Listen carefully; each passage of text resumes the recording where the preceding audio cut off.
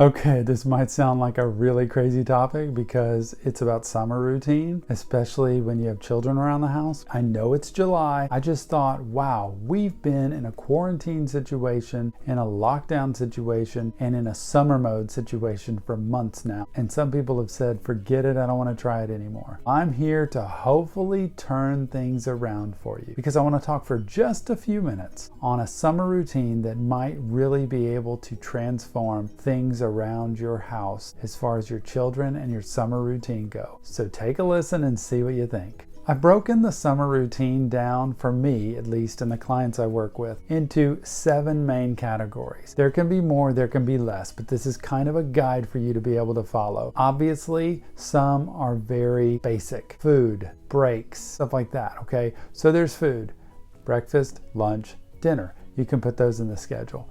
There are breaks. I like to have a couple of breaks a day. That's free time, open time to do whatever you want to do, to play, to chill, to be on screen time, stuff like that. Morning and afternoon.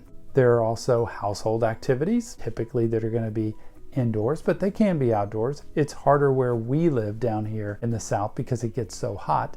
But I'm just going to call them indoors for now. And if you're in a place that's got a good climate, you can do them outdoors because household activities are different than playtime, and outside activities are more play oriented. There's also indoor quiet time, very critical. Have some quiet time during the day, and most families don't have this, by the way. And if they do, they've got a screen involved, and that's not going to happen in terms of my rules.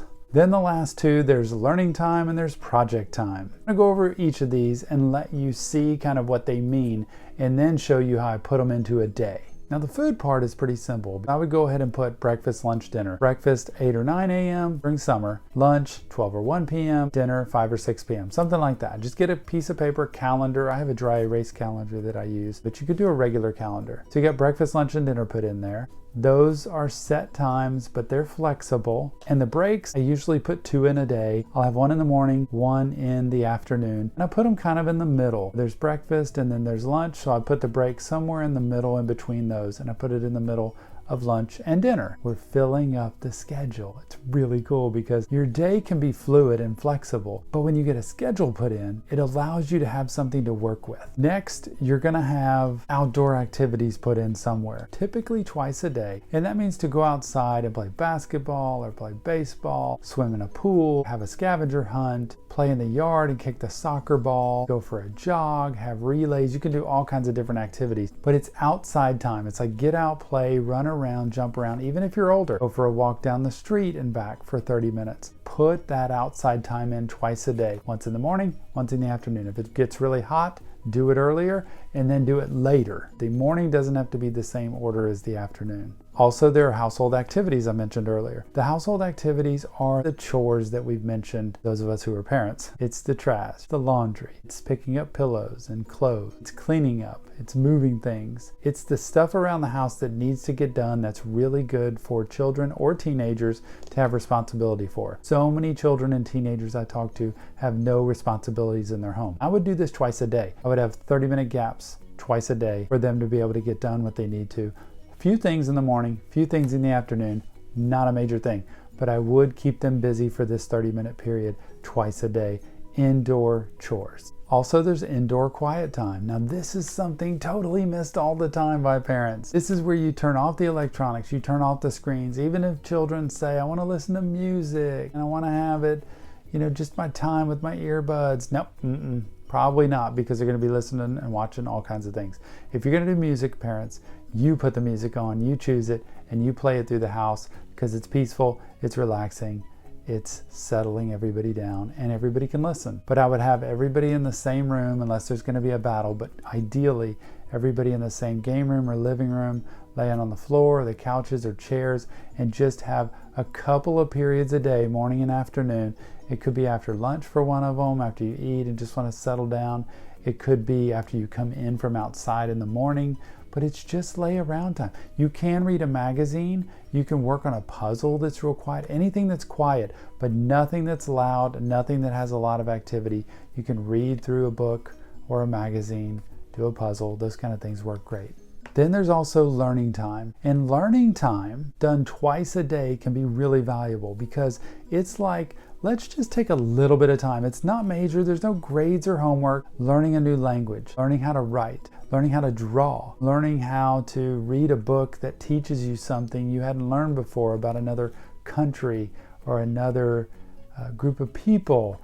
And you could just spread your kind of knowledge base of the world out during this learning time. And I would say probably a couple of times a day for 45 minutes each. And the other category I mentioned also was project time. Project time is doing something creative, that is artistic, that's building, that's putting something together that you normally wouldn't.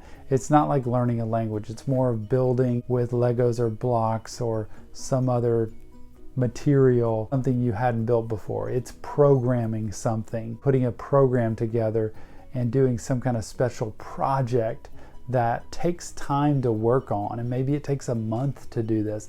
Maybe it's a family project, or we're going to build a garden in the backyard and put the walls around and the framing, and we're all going to do this as a way to come together, not in terms of just getting rid of something and moving on. So the way I broke this down was for food. I got basically a half hour for breakfast, an hour for lunch, an hour for dinner. You may not need all of that time for each of those, but again, it leaves a little flexibility in case you need more or you need less. Breaks. I have 2 breaks a day, 30 minutes each, so that's an hour.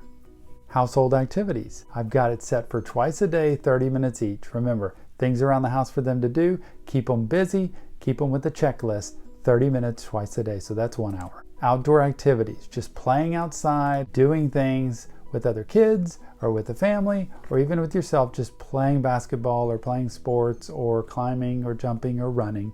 I've got that set for twice a day, 1 in the morning, 1 in the afternoon, 45 minutes each. So that's an hour and a half. Indoor quiet time, the rest time, not sleeping, but just chill time. I've got that set for twice a day, 1 in the morning, 1 in the afternoon, 45 minutes each, so that's an hour and a half. Learning time. This is twice a day, 45 minutes each, so that's an hour and a half, but that's the time where you learn a new craft, a trade, a skill, a language, things like that. And then lastly, projects. I've got that set for twice a day. So you do a little bit in the morning, a little bit in the afternoon, and that's an hour and a half, 45 minutes each. That's the thing where you're building, creating, doing something new that might take a little bit of time. Could be by yourself, but it also could be the family or brothers and sisters doing it together. So when you add all of that up, it's 10 and a half hours. So if you wake up at 7:30 in the morning, that goes all the way until 6 o'clock in the afternoon or the evening. So it's great, and there's more time in the day to be able to have family time and do other projects or things, but it leaves flexibility for kids to still have screen time or gaming time or phone time to text or FaceTime their friends. I'm not taking all of that away. I'm just trying to fill in the majority of the day. Remember this, it won't always go exactly as planned, and sometimes you have to be fluid and flexible. And sometimes you might put all of the project time in the morning because you're going to go somewhere else in the afternoon that's out of the house. Sometimes you might just scrap the afternoon outdoor time because y'all are going to go over to a friend's house, and it'll count for that. So it doesn't have to be an exact science, but it's a framework to live within. Check this video out, watch it again, write it down, and see how it will fit into your world. Any kind of structure, any kind of planning will help you, and it will definitely help your children. They will be able to fit inside a framework, they will be able to feel more focused, and you will be able to have some relief during the day. Get out there and try this and let me know how it goes.